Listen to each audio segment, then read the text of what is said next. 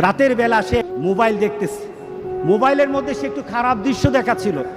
এমন সময় মেয়ে গিয়ে ঘরে ঢুকলো, মেয়ে ঘরে ঢুকে দেখলো বাবা তার মোবাইলের মধ্যে খারাপ দৃশ্য দেখছে, মেয়ে দেখে ফেললো।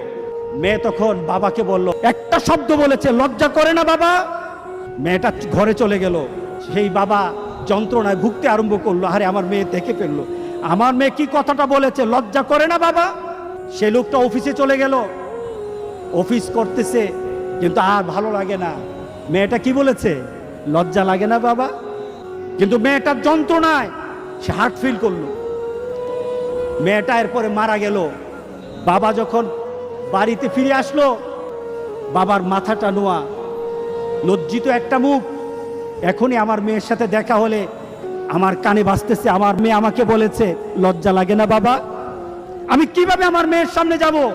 এই চিন্তা যখন করতেছে,